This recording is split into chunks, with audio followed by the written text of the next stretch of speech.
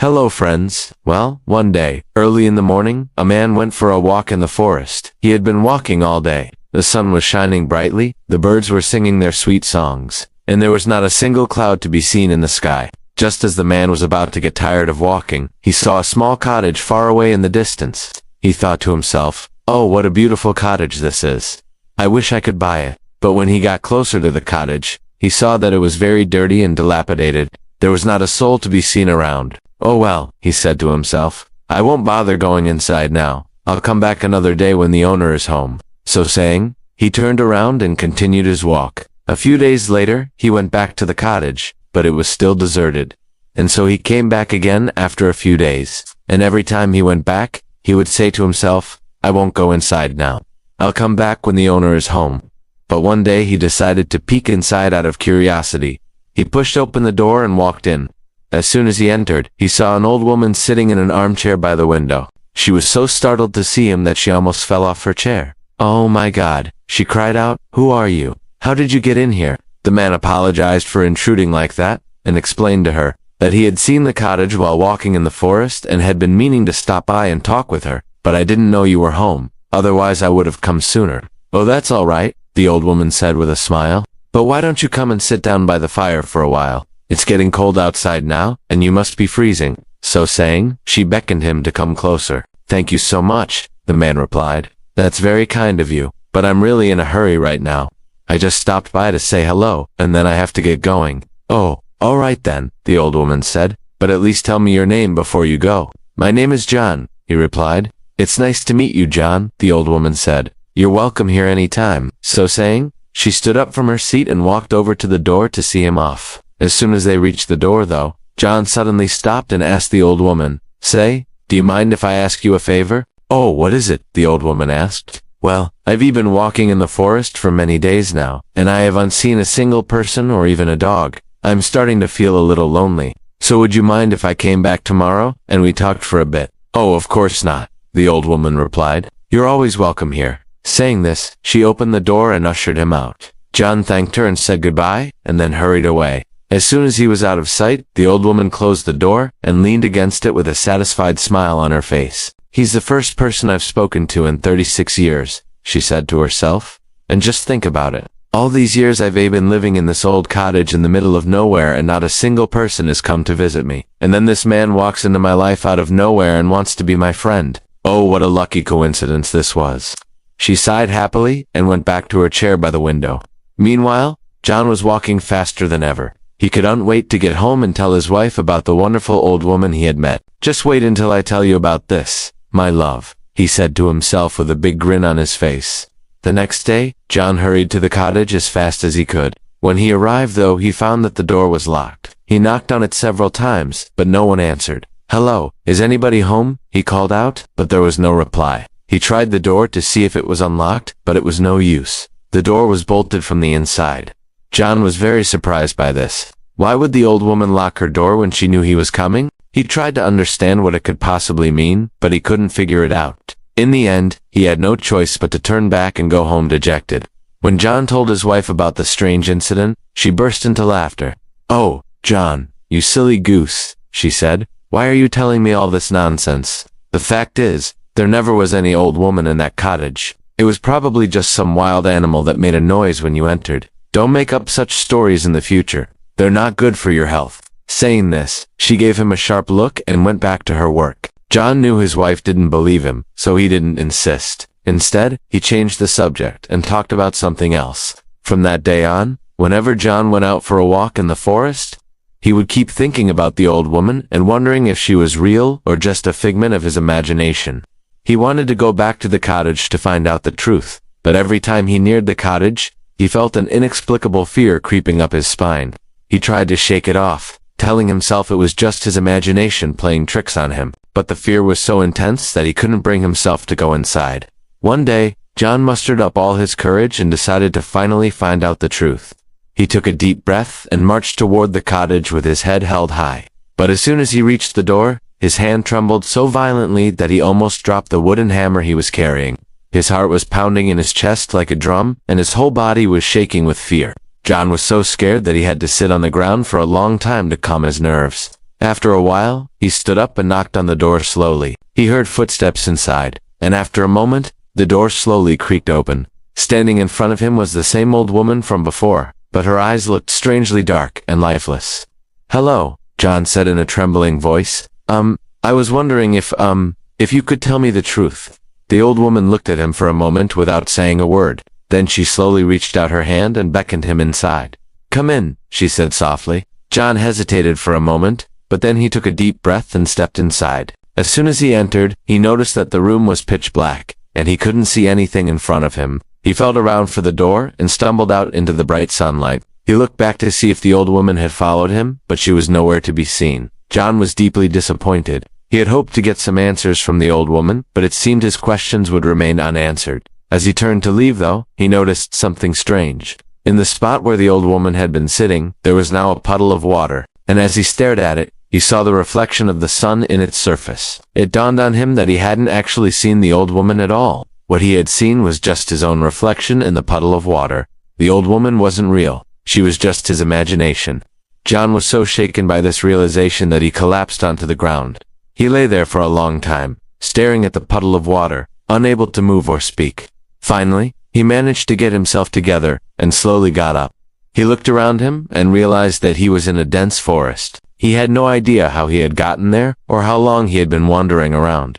Suddenly, he heard a voice behind him. "Well, hello there, John." John turned around and saw a tall, thin man with a long white beard standing in front of him. "Who are you?" John asked, his voice trembling. The man smiled mysteriously and replied, "I am he who walks into nothing." With that, he vanished from sight, leaving John alone in the forest to ponder his words. John didn't know what to make of the man's cryptic message, but he couldn't help but feel that it had some deeper meaning. As he continued his walk, he began to realize that he had been ignoring the signs for a long time. He had been too caught up in his own thoughts and worries to pay attention to the world around him. But now, he was determined to change. He started to notice the beauty of the forest all around him, the trees, the flowers, and the birds. He could feel the warmth of the sun on his skin and the soft grass beneath his feet. For the first time in a long time, John felt truly alive. He had been so focused on finding answers that he had forgotten to appreciate the journey, but now he understood that the journey was just as important as the destination. As John continued his walk, he knew that he would never forget this day. It was the day he had learned the importance of being present in the moment and appreciating the beauty of life. He had also learned that sometimes the answers we seek are within ourselves all along. Well, friends, this is the story of the hiker who walked into nothing. Thank you for listening. If you enjoyed the story, please hit the like button and subscribe for more content. I will see you in the next story. Bye-bye.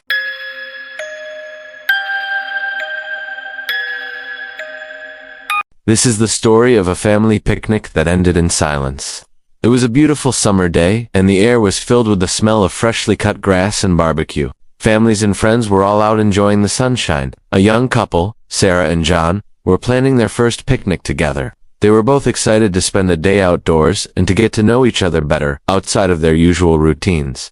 Sarah packed a basket with all of their favorite foods, from sandwiches and salads to fruits and snacks. She also brought along a bottle of wine and 2 glasses for them to enjoy. John brought a blanket and a bottle of champagne to celebrate their first picnic together. They drove to a nearby park that had a beautiful view of the lake and plenty of space for them to relax. When they arrived at the park, they found the perfect spot under a shady tree near the water. They spread out the blanket, unpacked their food, and settled in to enjoy each other's company. The couple talked for hours, sharing stories, jokes, and dreams for the future. They sipped on their wine, ate delicious food, and laughed as they watched the kids play. It was everything they had hoped for, and more. As the afternoon wore on, the temperature began to rise, and the sky became overcast. The couple decided to pack up their things and head home before the rain started. They cleaned up the picnic area, leaving it just as they had found it, and got into their car. As they drove home, they couldn't stop talking about how much fun they had. They agreed that picnics were definitely something they should do more often. But little did they know that this picnic would be the last one they would ever share together. Over the next few weeks, Sarah and John continued to plan fun activities together. They went hiking, biking, and even took a weekend trip to the beach, but something was off. Sarah couldn't put her finger on it, but she felt like John was pulling away from her. He seemed distant and preoccupied, and he didn't seem as excited about spending time with her as he had been in the beginning of their relationship. One evening, Sarah confronted John about it. She told him that she felt like he was pushing her away, and that she needed him to be honest with her about how he was feeling. John was taken aback by Sarah's words. He hadn't meant to push her away, but he had been struggling with something and didn't know how to tell her. He explained to Sarah that he had been feeling overwhelmed with the stress of work, and that he needed some time to sort out his thoughts. He promised her that once he had everything sorted out, they could go back to having fun and enjoying each other's company. Sarah listened to John and tried to be understanding. She knew that everyone needed time to themselves sometimes, but she couldn't help but feel hurt and confused. In the weeks that followed, John seemed to become even more distant. He spent most of his time in his study, working on his laptop or talking on the phone. Sarah felt like she was losing him, and she didn't know what to do. One day, Sarah decided to take matters into her own hands. She booked a romantic weekend getaway for the two of them, hoping that a change of scenery would help them reconnect. She picked a cabin in the woods that looked like something out of a fairy tale. It had a cozy living room with a fireplace, a fully equipped kitchen, and a bedroom with a king-sized bed. When John arrived at the cabin, he was surprised and grateful for the change of pace.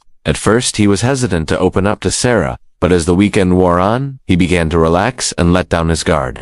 They spent the day exploring the woods, the night playing board games by the fireplace, and by the end of the weekend, John felt like he was falling in love with Sarah all over again. But when Monday morning came around, John's behavior changed once again.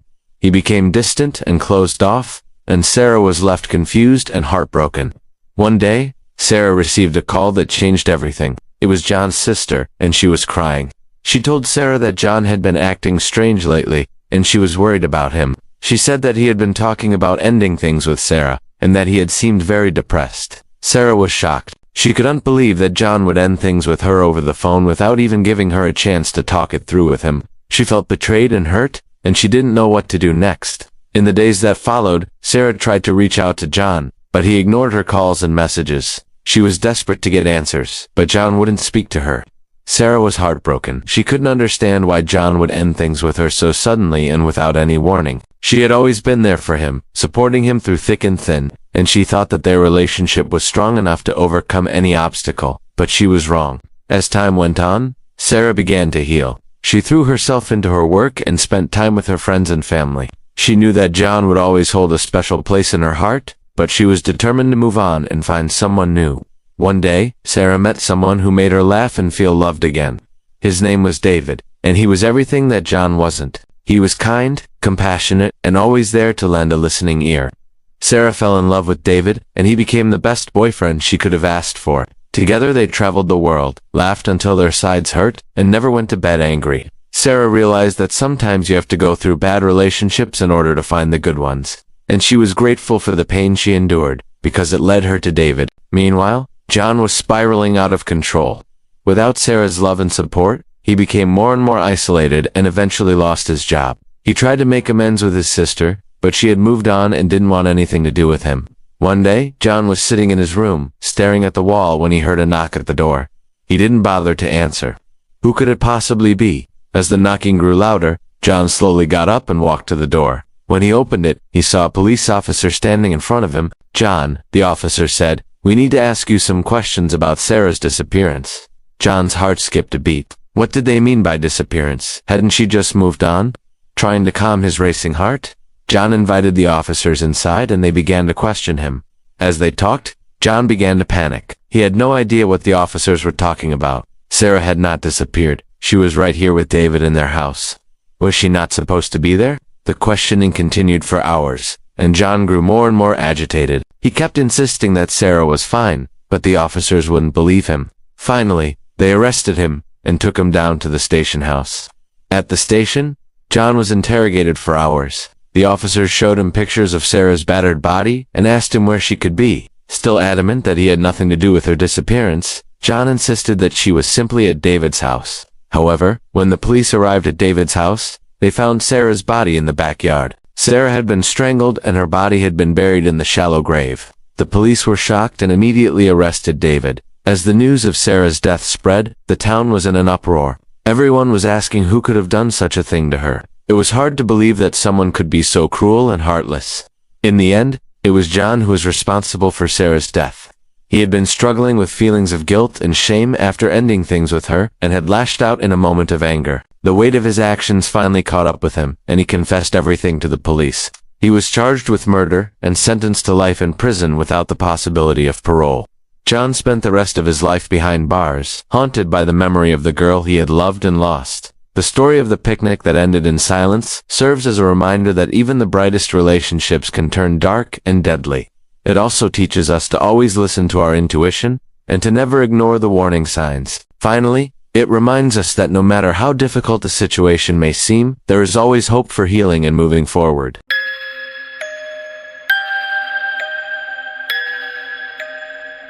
Have you ever lost your way while hiking? Let me know in the comments if that happened to you before, because it happened to this guy, and he didn't find his way back for 8 whole days. This guy is a real life Forrest Gump. Let's look at the full story of the man who was found after 8 days with only his shoes on. Who is this guy, and how did he end up in the mountains all by himself for so many days? The first thing we need to talk about here is David. He was an experienced hiker from New Mexico, and he knew what he was doing when he decided to go into the mountains. On March 2021, he went into the woods near his home in the Sandia Mountains. David wanted to do some trail maintenance for the forest, and he also wanted to check out the damage left behind by a recent storm. The storm had caused rocks to fall onto the trails, and there was a lot of debris that needed to be cleaned up. So that's what David set out to do. He went into the forest to clean up the mess left by the storm. David wasn't alone on this trip. He had his 2 dogs with him, Charlie and Lucy. These 2 canines are used to being in the mountains with their owner. They often joined him on his hikes and were well trained. So it wasn't anything out of the ordinary for them to go into the woods with David, but this time, something bad was about to happen.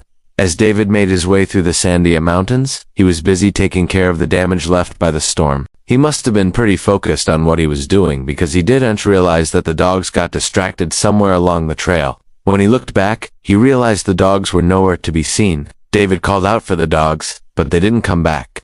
It was at this point he realized he had a big problem on his hands. His dogs were gone, and he was in the middle of nowhere. He couldn't just stay there, so he had to start walking. At first, David walked around looking for his dogs. Maybe they weren't too far away and he could easily get them back. But as he walked, he realized his dogs were gone for good. He might never see them again. This was probably devastating for David. I mean, the guy had gone into the forest to help clean up the damage done by the storm, and now his own dogs had gotten lost. You have to feel bad for the guy. It's not like David to give up. So he started searching for his dogs more intensely. He climbed over rocks, crossed fast-flowing streams, and did everything he could to find his 2 missing dogs. But the longer he searched, the less hope he had of finding his dogs alive.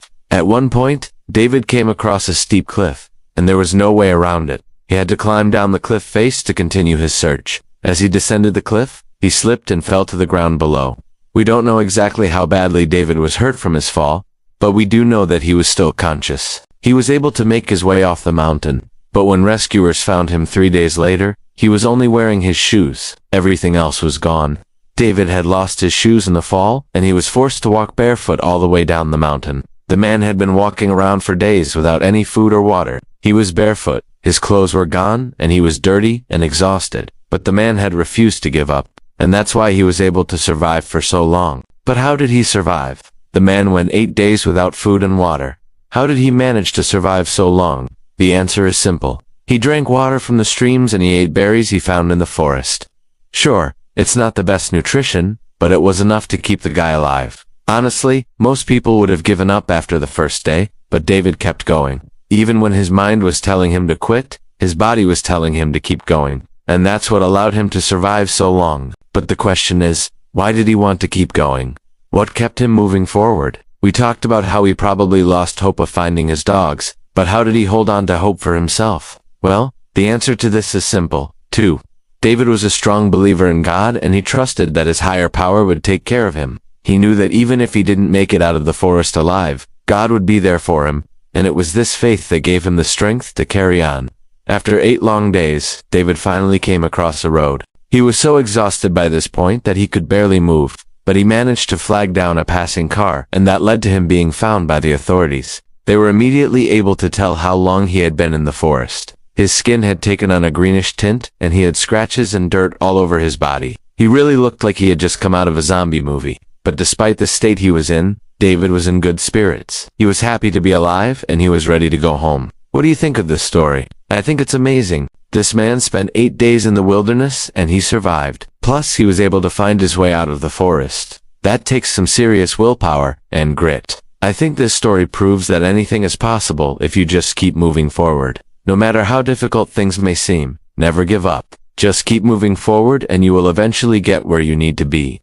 Now, let's talk about the rescuers. These are the people who actually saved this man's life. A team of rescuers were sent into the forest to look for David. They were prepared for anything and they were willing to put their own lives on the line to save David's life.